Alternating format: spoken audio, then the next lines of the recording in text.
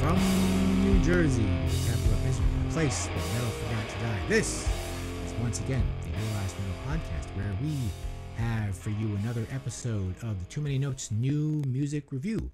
Once again, I am Maledictus. I am Samantha. And we shall be your music reviewers for today and all of eternity. Welcome. What is going on here today? What do we have? This is a band called Stress Angel? Stress Angel? Am I hearing this right? What's the album called? Oh, the album with their new album, Bursting Church. Not Burning Church, Bursting Church. There's a difference. Okay. We'll get into that. Stress Angel is a two-piece out of Brooklyn, New York. They are Manny Soares on vocals, drums, and percussion. I believe Manny is also in this band, Nature. And Nikolai Orifice on guitars, keyboards, and FX. This is their first album after a 2020 demo released July 2nd digitally and on CD via Dying Victims and on vinyl from Stygian Black Hand. So if you're on US or Europe, varying degrees of difficulty. And yes, we're here to discuss their first album. Now it's time to get into the review. It's now time for the Here Lies Metal 5-point bi-directional classification scale, including categories of genre loyalty, listenability, production style, musical complexity, and just plain fun. And please note, neither side of this scale means good or bad. It's just simply a balance. So let's get underway. All right, our first scale, our genre scale, we're giving them a score of somewhat true. Metal Archives, you'll notice, has them as black and death metal. I think we're missing a key word here of thrash. We're giving them a somewhat true because we're mixing some very true old school styles of, I would say, black thrash with some proto death metal, some doom elements, and some splashes of straight death metal. Well, I think this particular album, Bursting Church, it gets pretty doomy a lot of times, and doomy in kind of like a second wave doomy kind of feel, like maybe like Candlemass or Trouble. That kind of thing. There are a lot of they kind of do these slow parts, among the chaos. They kind of get into these really slow parts that just, they're not like crushing heavy slow parts. They're more just like these more older school kind of doom parts, So basically, it'll go from like Slayer worship to like, sort of Candlemass in a song. That's one thing I'm taking from this. I don't know. What do you think? I don't know if I'd say, a little bit Candlemass, but I think that doom kind of harkens more back to death metal. But as for the black thrash, to me, like, it's very, very basic, Bathory, Venom, as you said, early Slayer vibe, very, evil, thrashy riffs, especially on the first half of the album. It's got a thrash vocal on the whole thing throughout, way too melodic to be considered death or black. But it's definitely just kind of hugging that line, I think, where thrash kind of blends in with death metal in, like, the early days of death metal. The guitar in particular will hit those death metal notes with like tremolos, but the drumming and the vocals, they just never get there. They keep it more on the thrash end. The most death metal is more deeper on the album, and like the last third, I would get maybe some like morbid angel hints there, and we even get I felt like a taste of progressive death metal with I just say because there's a bass solo on Mohel's Kiss bass solo. I don't think it was a fretless though, not to my ear.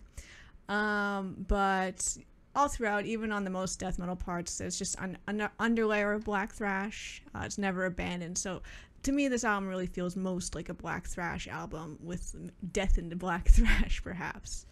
But as for calling it black and death metal, there's not much black metal elements on here, other than that kind of standard kind of black thrash bite to the riffs. Except for maybe the instrumental track, track 7, Providence, has some kind of true black metal moments, and this might be where the black and death metal tag came in most strongly for me, but otherwise I would say mostly black thrash. I wonder if like Providence is an H.P. Lovecraft reference. I think I've said that about other songs called Providence. That must be an H.P. Lovecraft. It's maybe. Also a religious thing, Providence. Yeah, I know. That's probably what most people think. They're not thinking like nerdy, like H.P. Lovecraft is, I am Providence. But bass solo. That kind of like I've been like thrown out of bands for making bass solos like that. So it's fine in death metal. More power to them. For letting your bass player do that, because a lot of guitar players are like, shut up, don't. Just two more genre notes that I found kind of atypical and weren't sure how to place. Track 4, Exposure to a Disease, it just breaks in out of the black thrash in this very joyous guitar line that's kind of heavy metal. It's the only time on the album that happens, but it was probably my favorite moment on the album. It was very exciting. And there's some understated atmospheric synths peppered in on all the album, but most stood out to me on track 6, Life Alert, which I kind of like because that song came in with like a beeping life alert. Sure, like the commercial, like the old lady. She'd be like, "I'm falling and I can't get up." I didn't catch any lyrics on that one, so I don't know what he's singing about. But yeah, I can't really. It's got like this weird kind of trumpet sounding synth on it that neither of us, we felt like we'd heard it before. It was kind of a nostalgic sound, but we weren't sure where, and it wasn't very metal sounding. It was kind of interesting. It almost sounds like a Viking horn, but I've heard that before. Like I don't know where. I feel like it's on like some 80s new wave, not new wave British heavy metal, like new wave music. Yeah, comment down below, like whoever, or for the guys that made it, maybe. Yeah, where did you get that? Is that a sample or did you just like key that in? Because I've heard that before, like in that sort of capacity, sort of like a sort of a rising horn, sort of at the end of some riff. You know, I don't know. I feel like I've heard that somewhere before. So you know, it was haunting. Yeah, it's like a haunting kind of sound. You know, I don't know. So yeah, where is that from? What do we have next? Okay, our next scale, the scale of terror. We're giving this a score of somewhat terrifying, some terror to be had, but not all terror. Keeping it from not all terror, even though we've been talking about death metal and black thrash, this is a dynamic tempo album. We are comfortable with all tempos. We pick up to that fast thrash, but we also back down to like some mid-tempo thrash. A lot of the death metal gets pretty mid-tempo and gets pretty slow into kind of doomy death metal, or just maybe straight up doom you'll hear. But again, I would say most overall it's mid-tempo. It's a mid-tempo album, and it's not going to wreck your neck. And I think whenever I have these dynamic tempos, I find things very much more listenable than something that's just like slow or, you know, like breakneck fast the whole way through. So that's points into pop. Wrecking your neck since 1985. So yeah, the slow parts, you know, and there are numerous slow parts. They kind of pepper them in there. That, for me, that brings the sonic terror back a little bit, you know, because it's hard to have sonic terror with it's harder to have sonic terror with a slow part. It's harder, we'll say. But you know, they'll go from like, you know, that to like death metal. You know, a lot of it covers really all tempos. You know, you got blasts, and then you have, you know, slowish doom, not like super funeral doom, but you know, slowish doom. And but one thing that, you know, gives a lot of sonic terror to the score is the vocals are very unrelentingly, you know, kind of just angry and harsh all the time and scrapey. You know, they're not like melodic at any point really. And it's hard, you know, and if obviously we're talking about trying to understand what he's saying, that's really not an option. You know, I understood a lot of what he said. I don't know what you're saying. I'm not really getting it, but you know, I'd have to listen. I have bad hearing too, so. You know. Moving on, the riffs. The riffs are definitely putting it on the listenable side for the most part. They're pretty dynamic. The black thrash riffs, I would say, not repetitive. They're evil. They're evil riffs, but they're not crushing. They're kind of nice evil riffs, and with often like distinct hooks. A good example of this kind of riff is track 4, Exposure to a Disease. Track 5, Starving in a Closet. And this is a riff album, I would say. It's really about the riffs. Definitely, you know, pretty riff heavy, you know, as opposed to like strumming. It's all like, you know, kind of individual riffs. Oh yeah, one thing that I really jumped out at me is listening to this is the album's too damn long. You know, I like, you know, I'm always, you know, like when we've reviewed albums in the past, I'm always so happy when, you know, it's, oh, this album's only 5 songs and it's like 15 minutes. I'm like, yes, that's how it, you know, you get to the point. You know, but you know, these guys had obviously a lot of songs to give us. But yeah, I think you needed maybe like 3/4 of them. You didn't. You know, yeah. The album's about 40 minutes, so I don't think that's not over the line for me. I will accept a 40-minute album, but there are many songs. I think maybe there were 10 songs. It's because the songs are, you know, they're shorter. They're like kind of your standard song. Yeah, none of them are length. long songs. And I think my main complaint on that is that there's no song that's like bad that I'm like, oh, what this was a stinker. Why did they leave this in here? But I feel like when you have this many good songs, or, you know, at least decent songs, like it kind of they're kind of like lesser together. Like it would be more tighter and concise just to have like, you know, 7 songs or 8 songs, or at least maybe cut 2 of the songs. But also pushing this back on the terror side is I mentioned that the later third of the album I thought seemed more death metal to me. And the black thrash is that's those distinct riffs that are kind of have hooks and are grooving for you.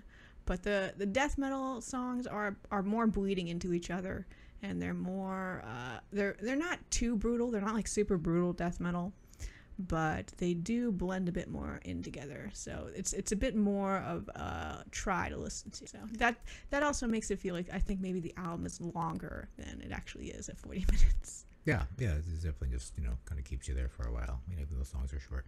But yeah, what else do we have next? All right, the production style, Fisher-Price to high production. Be a little bit Fisher-Price. Maybe we're in the middle.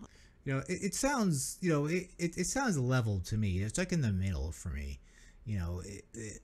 Like everything kind of is very balanced, and there's no kind of emphasis. In some like previous albums we've done is sometimes they kind of specifically put an emphasis on one part of the band and maybe not the other. But I think it's all like a pretty like level recording, or it's all just equal. I don't know if I really noticed the bass until the bass solo. Yeah, it's hard to keep the bass up front. Yeah, it's really difficult, especially when you're playing heavier, kind of like faster music. That's something that's not just sonically possible. This is a 2-piece, but we definitely have like guitar tracking. It sounds like a full band for sure. So yeah, the bass gets a little lost at times. I also noticed I'm sorry I did not remember the name, but they made a note that no one of the 2-piece played bass. They had someone else play bass on the album who's not actually officially in the band. Oh, it's like, so they didn't just give the guy credit. We really need a bass player. He's like, can I be in the band? Like, nah. Yeah, people kind of shit on bass players. They don't really get any credit. But they gave him a solo. Yeah, like if he played, and he has a solo and he doesn't get any credit. It's like, yeah, that's nice, dude. No, he got credit, but he's just not an official member of the band. Okay, but they did give him credit for this. Did they just specifically give him credit for the solo on the credits? No, just for bass playing. Okay, but he's not in the band though. Okay, well, maybe they should make him in the band. Nobody respects bass players. I don't know what it is. Like they just, I watch a lot of internet videos on people that produce music. And you're like, oh, bass players, they never change their strings and blah blah blah. It's like, I don't know. It's like, I've never worked with like blues. I've worked with a lot of loser drummers. I have a problem with drummers, but bass players, I never had a problem with them. All right, we don't know the story behind the bass player and why he's not in the band. I think he also did the layout for the album. Oh, there you go. So he's a buddy. Yeah. So that's pretty useful. All right, but my only notes on this, it was definitely a vintage production. They definitely wanted to sound old, wanted to sound like from the 80s, a little bit noisy, had that, dirt on it. I particularly like the drum sound. They sounded very nice and organic. A lot of the time this is usually my favorite category. I usually have a lot to say, but there's nothing really jumping out on you on this album. And that's the way to make most albums. All right, the next scale, the note scale. How many notes? A few notes. Maybe a little bit more notes than you want. I don't know. I don't have too many notes on this. Again, like there's things going on despite this being a duo. And again, I'm going to compliment the drummer again because he was very tasteful. He didn't push the notes over, but he definitely adds the extra oomph when you need it. The drumming can really get you going at times.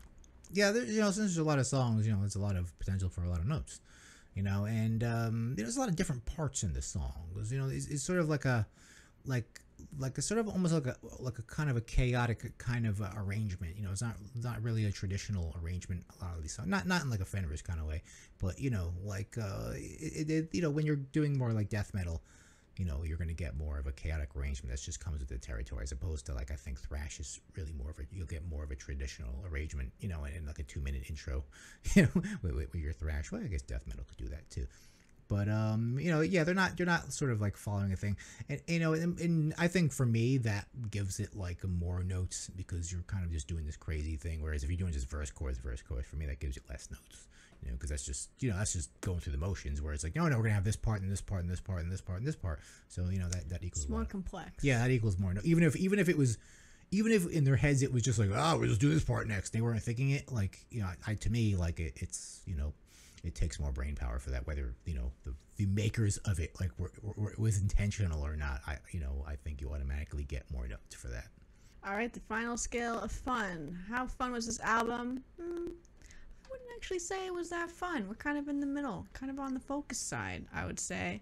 Because these guys, they seem pretty serious about being evil. The lyrics can be a little rude at times. A little rude. The thrashy parts, the thrash songs, musically they're fun. So I'm not gonna put this in the super serious side. And the death metal, as I said, it's never super brutal, so it's kind of on the fun end of death metal as far as that goes. This is like, this is like sort of like early grade death metal, like, sort of like mid 80s, pre death metal, before, people really knew where death metal was going to be before it was in Florida. It's like death metal when death metal was in San Francisco, that kind of sound.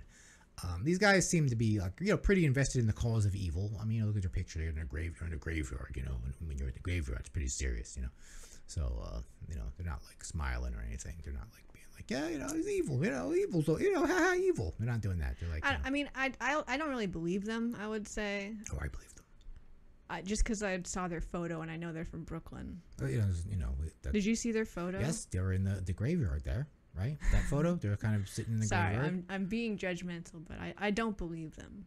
That they're evil. Yeah, you guys evil. Comment down below, because it's all a charade. All of it. It's all fake. Everything. It's all fucking Santa Claus. Okay, let's look at the cover art. This photo is by Steve Poopo.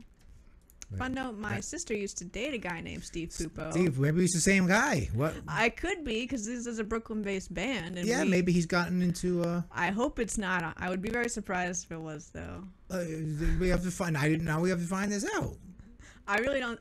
The story of Steve Poopo is that we all lived together in an apartment, me with my ex, and her with Steve. Steve Poopo. And when she dumped him, she moved out and left Steve behind. With the apartment?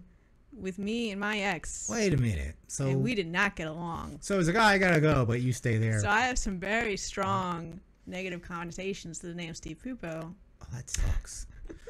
Also, like, if your name is Steve, I'm sorry, I'm gonna just dwell a little bit on Steve Poopo a little bit more. Like, if your name is Steve Poopo, that must have been rough in school, when you were growing up. It's an Italian name. Yeah, but they didn't. No one. The kids aren't like, oh, it's just an Italian name. They're like, Steve Poopo. Ha, your name is Steve Poopo. That's what he got the whole time. All right, sorry, Steve Poopo. Let's talk about your art. Let's focus on your art. Very surprised that Steve Poopo took this picture. But let's take a look at this picture. If you're a terrible person, it doesn't matter, because this art is what we're focused on. Your work. That's what we're focused on. So this art, yeah, go ahead. What do you think of? What do I think? What do you see here? I mean, they're saying this is a photo. Like, this is quite the incredible moment. I think it's from a movie. How would they credit Steve Poopo with a photo? He just did the art. He just did the design, so they gave him credit. I don't think that's his picture. It says it's a photo. Maybe it's a model. I'm curious. Maybe it's a. That would be a lot of model. work. Yeah, that would be a lot of work to get that. I feel like that's from a movie. Maybe he captured it from and they give him credit. I actually Googled like images of Notre Dame burning. I was like, that's not Notre Dame. No. It wasn't. The fire wasn't that intense. That's like some like movie where like it was special effects. I mean, it's got to be like otherwise. Like how this is too much of a spectacular moment to capture. It's a spectacular explosion, like the round window in the cathedral is like blowing out. I don't think that really happens in real life. I mean, was Steve Poopo some cinematographer? Dude, is that what they mean? Not even like the blackest black metal guy can make a church burn. Because this isn't like we said before. Now, I thought maybe burning, it said, bursting church. I thought maybe it was because the church was so crowded, it was bursting. But no. They mean the church is not burning, but it's exploding like Rambo. And that's, because in Europe, the churches just burn when they burn. I do like that title, Bursting Yeah, Church. that's good. I like that. Bursting Church. Because it's got a ring to it. It's not burning. It's exploding. It's like, this is America. We got fucking explosives here. We're going to blow the fucking church. And that's what's going on here. The church is like the window is just... So, that this is like more intense church burning. That's what this is. You want to check if this is... You want to go to the Bandcamp. I'll try to... Well, okay. Let's go to the Bandcamp here. Cover photo by Steve Poopo. Cover photo. Well, okay, Steve Poopo. Comment down below if you're... Because you're obviously local. I'm assuming. So maybe you could... I'm curious because that's, obviously... Like, if that really happened and you, like, made it happen, you're probably in trouble with the law.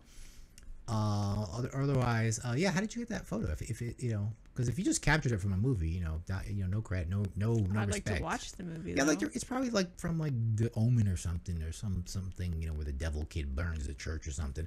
But if you just captured it from a movie, you get no respect, dude. You get no glory, no honor. Okay, you don't get any. Sorry. Final thoughts on Bursting Church by Stress Angel. I like that band name too. I identify as a Stress Angel. Yeah, it's an odd name. It's a weird... I feel like it's the name of a new wave of British heavy metal band of the time. Right. Not like a revival band, like one you would find that like formed and split in 1981 and released one EP, Stress Angel. Yeah, they were from like Birmingham or something. They were from like Leeds or some shitty part of England. But, And they were like, hey, Stress Angel. But I really enjoyed this album. I really enjoyed those kind of like, as I said, those weird little notes in it that I found that were kind of like outside of other genres.